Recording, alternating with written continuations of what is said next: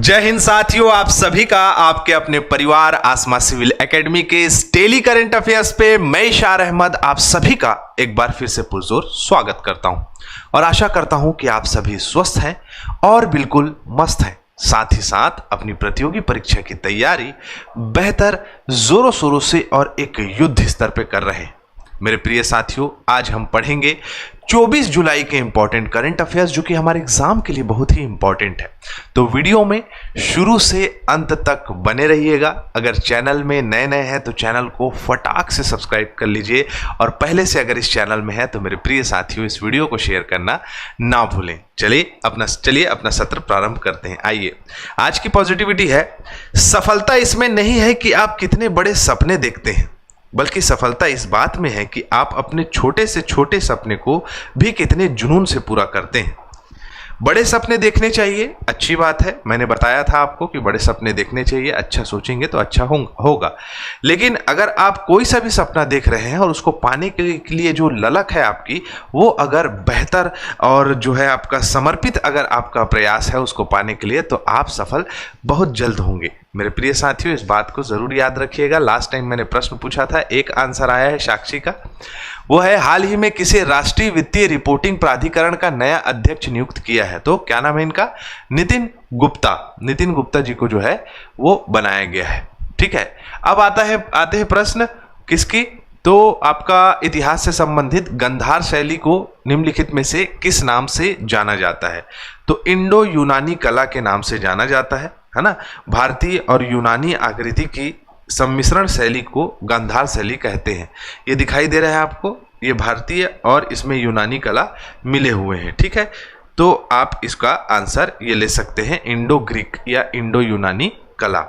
ठीक है, चलो, इस कला विषय मात्र बौद्ध होने के कारण इसे यूनानी बौद्ध, इंडो ग्रीक या ग्रीको रोमन भी कहा जाता है। तो ये तीन नाम भी आप याद रखें। क्लियर? कौन कौन से नाम?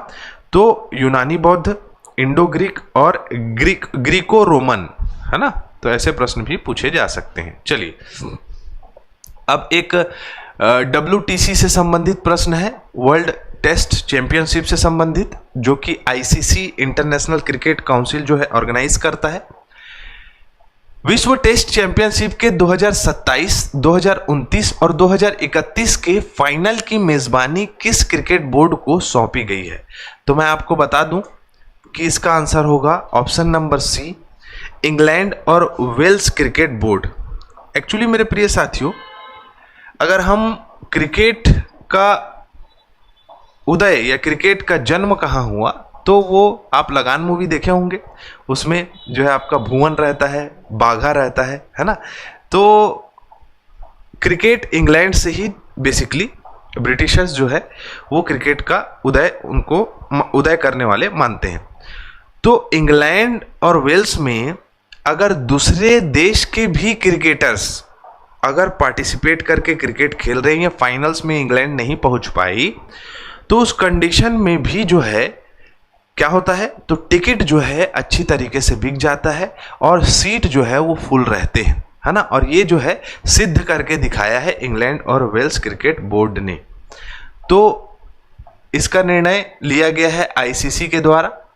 तो आप सभी को पता होना चाहिए कि इस बैठक की अध्यक्षता अंतर्राष्ट्रीय क्रिकेट परिषद के अध्यक्ष जय शाह जी किए थे और यह निर्णय अंतर्राष्ट्रीय क्रिकेट परिषद के सालाना बैठक के लिए सिंगापुर में आयोजित हुई थी।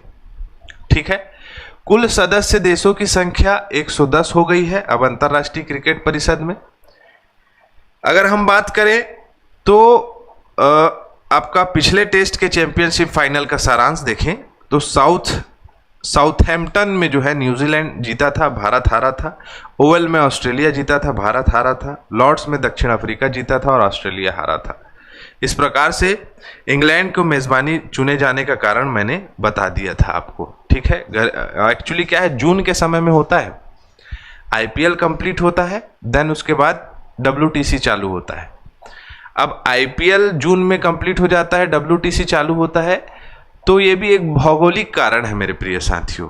वर्षा की संभावनाएं कम होती हैं और जून के माह में अगर हम छोटा सा एक पृथ्वी बनाएं तो ये है आपका 0 डिग्री इक्वेटर और ये है कर्क रेखा और ये मकर रेखा।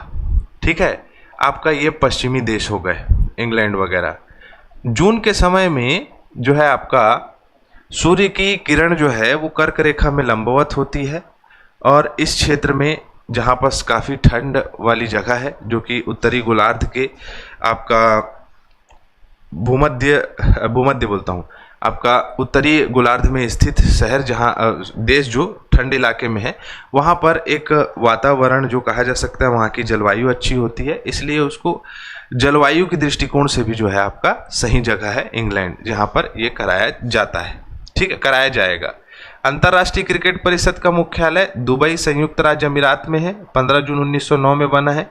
एशियाई क्रिकेट परिषद सहायक संस्था है। जय शाह अध्यक्ष और संजोग गुप्ता CEO है। वर्तमान की नई नियुक्ति है, तो इससे प्रश्न पूछे जा सकते हैं। चले आगे, अगला प्रश्न है हमारे स्क्रीन पे ये रहा। निम्नलिखित में से कौन सा देश 30 अक्टूबर से 27 नवंबर 2025 तक फीडे विश्व कप 2025 की मेजबानी करेगा?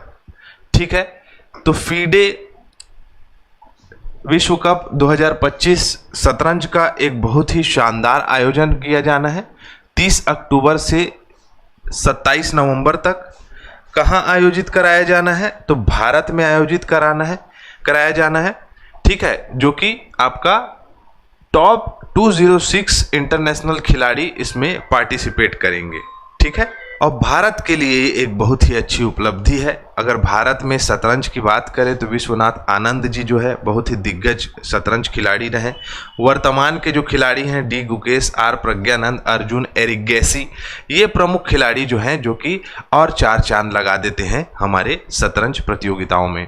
ठीक है, फीडे इंटरनेशनल या फेडरेशन इंटरनेशनल डैश एक्सचेंज की बात करें, जो कि शतरंज का एक बहुत बड़ा कप है। लॉजेन स्विट्जरलैंड में इसका मुख्यालय है। 1924 में इसकी स्थापना हुई है ना। राष्ट्रपति नहीं होगा, ये होगा इसके प्रेसिडेंट, है ना।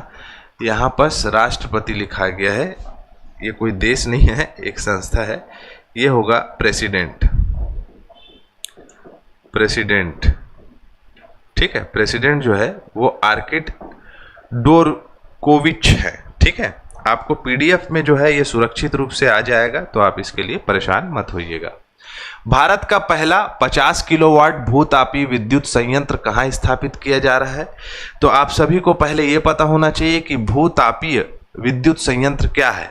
तो नाम से ही आप समझ पा रहे होंगे, भूतापीय मतलब कि भूमिगत स्रोत से, या कहा जा सकता है धरती के अंदर से प्राप्त ऊर्जा को क्या करना, संयोजित करना, नियोजित करना और उसको संचारित करना, अर्थात कि धरती से प्राप्त जितने भी ऊर्जा है उसको बिजली ऊर्जा के रूप में जो है वो परिवर्तित करना, जो कि अरुणाचल प्रदेश में स्थापित किया जा रहा है। कुएं खोदे जाएंगे बड़े बड़े।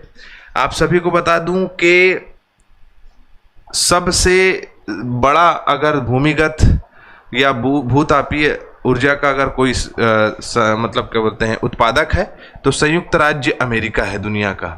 वैसे ही अरुणाचल प्रदेश के तवांग जिले में इसे स्थापित किया जा रहा है। मैंने बताया कि पृथ्वी की सतह के नीचे मैग्मा तक चट्टानों और तरल पदार्थों को ऊर्जा भूतापीय ऊर्जा कहते हैं। बिजली उत्पादन के लिए भूमिगत ऊर्जा स्रोत तक पहुंचने के लिए कुआं खोदा जाता है। कुआं भूमिगत ऊर्जा स्रोत से भाप गर्म पानी निकालकर टरबाइन चलाया जाता है, जिससे बिजली उत्पादित की जाती है। ठीक है, संयुक्त राज्य अमेरिका सबसे बड़ा उत्पादक है भूतापीय ऊर्जा के लिए। पहला भूतापीय संयंत्र 1904 में इटली में स्थापित किया गया था। सबसे बड़ा भूतापीय क्षेत्र है कैलिफोर्निया, संयुक्त राज्य अमेरिका में, है ना, सैन फ्रांसिस्को के उत्तर में स्थित है। ठीक है, यह महत्वपूर्ण हो जाता है। उसके बाद यह संयंत्र किसके द्वारा बनाया जा रहा है? तो पृथ्वी विज्ञान और हिमालय अध्ययन केंद्र के श्री राम औद्योगिक अनुसंधान संस्थान के द्वारा। पृथ्वी विज्ञान एवं हिमालय अध्ययन केंद्र 2021 में बनाया गया है। ईटानगर अरुणाचल प्रदेश में मुख्यालय है। विज्ञान और प्रौद्योगिकी विभाग के अंतर्गत कार्य करता है। जलवायु विज्ञान और जल विज्ञान का मुख्य कार्यकारी क्षेत्र है ये। ठीक है, चलो आगे बढ़ते हैं। अगला है संयुक्त राष्ट्र विश्व सूचना शिखर सम्मेलन 2025 में मेरी पंचायत ऐप को किस श्रेणी में चैंपियन पुरस्कार मिला है? तो मैं आप सभी को बता दूं, भारत के लगभग 94 करोड़ लोग इस ऐप का लाभ उठा रहे हैं, जो कि सांस्कृतिक विविधता की पहचान, भाषाई विविधता को साथ देना, स्थानीय विषय वस्तु की जानकारी, ये सभी चीज़ों के लिए एक महत्वपूर्ण पोर्टल है। आपको ये PDF मिल जाएगा तो ये अक्षर काफ़ी आपको साफ दिखाई देगा। मेरी पंचायत ऐप डाउनलोड करना आसान है, प्ले स्टोर में मिल जाता है। ग्राम पंचायत से संबंधित गतिविधियों की सूचना मिल जाती है। इससे पंचायत के निर्णयों एवं कार्यों को डिजिटलीकृत करके जानकारी को प्रसारित किया जाता है। जमीनी स्तर पर रिपोर्ट तथा संचालन में पारदर्शिता का अनुमति देता है। आय व्यय, विकास संकल्प, मौसम पूर्वानुमान, सामाजिक लेखा परीक्षण आदि सभी चीज़ों की जानकारी देता है। साथ ही साथ सुझाव भी देता है, साथ ही साथ शिकायतों को भी प्राप्त करता है और उसमें त्वरित कार्यवाही भी करता है। तो इस प्रकार से आप देख सकते हैं, केंद्रीय मंत्री राजीव रंजन सिंह उर्फ लल्लन सिंह को दिल्ली में ये पुरस्कार सौंपा गया है, ये सम्मान दिया गया है मेरी पंचायत ऐप, जिसमें वित्तीय जानकारी मिल जाती है। जियो टैग्स इंफ्रास्ट्रक्चर मतलब पंचायत की सुविधाओं का डिजिटल नक्शा जो है प्राप्त हो जाता है। ग्राम विकास योजना के बारे में जानकारी मिल जाती है। मौसम का पूर्वानुमान प्रदान कर दिया जाता है। शिकायत निवारण कर दिया जाता है। जियो फेसिंग अर्थात प्रोजेक्ट की लाइव निगरानी दी जाती है कि किस प्रकार के प्रोजेक्ट्स कहाँ चल रहे हैं। बहुभाषी इंटरफेस है, मतलब 12 से अधिक भाषा में है, तो भाषाई आधार पर कोई इसमें जो है आपके साथ प्रॉब्लम नहीं होगी। आराम से अपनी भाषा में इसमें जो है आप जानकारी प्राप्त कर सकते हैं। विश्व सूचना समाज शिखर सम्मेलन 1998, तो यही वो संस्था है जिसके माध्यम से ये पुरस्कार मेरी पंचायत ऐप को दिया गया है, जो कि संयुक्त राष्ट्र के विश्व सूचना समाज शिखर सम्मेलन का हिस्सा है। ठीक है, चलो, तो इसे 1988 में स्टार्ट किया गया था। जैसे कि मैंने बताया, डिजिटल समाज बनाने के लिए की गई प्रगति की समीक्षा करना इसका मुख्य उद्देश्य है। अगला प्रश्न हमारे स्क्रीन पे ये रहा, हाल ही में अटल इनोवेशन मिशन के नए मिशन निदेशक के रूप में किसे नियुक्त किया गया है? तो क्या नाम है इनका नाम है दीपक बागला। ठीक है, दीपक बागला जी को नियुक्त किया गया है। अटल इनोवेशन मिशन नीति आयोग का एक कार्य है, एक मिशन है, जिसके तहत आप देख सकते हैं स्क्रीन में कि स्टूडेंट इनोवेशन, उद्यमिता, समस्या का समाधान, कौशल और प्रोत्साहन को आगे बढ़ाना मुख्य उद्देश्य है इसका। इसके मुख्य रूप से जो प्रमुख रहेंगे वो दीपक बागला जी रहेंगे। प्रमुख कार्यक्रम में है अटल इनोवेशन मिशन के अटल टिंकरिंग लैब्स, स्कूलों में नवाचार प्रयोगशालाएं, अटल इंक्यूबेशन सेंटर, स्टार्टअप्स के लिए समर्थन संसाधन, फर्स्ट जनरेशन इनोवेशन स्कीम्स, नए उद्यमियों के लिए पहल, नए उद्यमियों को मौका देना, थीम आधारित इनोवेशन चैलेंज जैसे कि AI हो गया, कृषि, स्वास्थ्य आदि का समाधान करना। नीति आयोग के द्वारा किया जा रहा है, तो नीति आयोग के बारे में जानना जरूरी है। 1 जनवरी 2015 को इसका गठन हुआ है योजना आयोग की जगह पे। नई दिल्ली में मुख्यालय है, अध्यक्ष मोदी जी हैं, VBR सुब्रमण्यम CEO है और उपाध्यक्ष श्री सुमन बेरी जी हैं। तो इसे आपको याद रखना है। ठीक है, चलो आगे। अगला प्रश्न हमारे स्क्रीन पे ये रहा, विश्व एथलेटिक्स पुर्तगाल स्पोर्ट्स मीट 2025 की लंबी कूद स्पर्धा में हमारा भारत का एक जानदार खिलाड़ी और जबरदस्त खिलाड़ी 7.75 मीटर की छलांग लगाकर भारत के मुरली श्रीशंकर ने जो है स्वर्ण पदक जीत लिया है। कहां हो रहा था? विश्व एथलेटिक्स पुर्तगाल स्पोर्ट्स समिट। ठीक है, इसमें इन्होंने 7.75 मीटर की छलांग लगाई और जो है एक नए उभरते हुए एथलीट के रूप में हमारे सामने देखने को ये मिलेंगे। चले आगे। अगला प्रश्न हमारे स्क्रीन पे ये रहा, राष्ट्रीय प्रसारण दिवस रहता है 23 जुलाई को, जो कि रिवीजन के तौर पे आ रहा है। प्लाज्मोडियम फाल्सिपेरम एक बहुत ही खतरनाक मलेरिया वो है, रोगजनक परजीवी है, जिसके लिए भारत सरकार एडफाल्स सीवैक्स नामक भारत में एक वैक्सीन विकसित कर रहा है। ठीक है, कर लिया है। तमिलनाडु में टाइगर रिजर्व, जो कि अनामलाई टाइगर रिजर्व में जो हॉर्नबिल पक्षी हैं उनके संरक्षण के लिए कार्य किया जा रहा है, संरक्षित किया जा रहा है उनको। रणनीतिक और आर्थिक साझेदारी को मजबूत करने के लिए 23 जुलाई से 26 जुलाई 2025 तक भारतीय प्रधानमंत्री नरेंद्र मोदी जी ब्रिटेन और मालदीव की प्रस्तावित यात्रा पर जाएंगे। यूरोपीय संघ ने भारत में नायरा एनर्जी लिमिटेड पर प्रतिबंध लगाने के लिए कहा है। हाल ही में मानसून सत्र 2025 के पहले दिन किस प्रमुख पदाधिकारी ने अपने पद से इस्तीफा दे दिया और भारतीय संविधान के किस अनुच्छेद के तहत इस अधिकारी का नाम आता है या इस अधिकारी का उल्लेख है, इसे आपको बताना है। निम्न में से किस स्तूप में आर्यक स्तंभ वाले मंच की विशेषताएं मिलती है? आपको इस प्रश्न का आंसर देना है। विगत परीक्षाओं में पूछा गया प्रश्न है।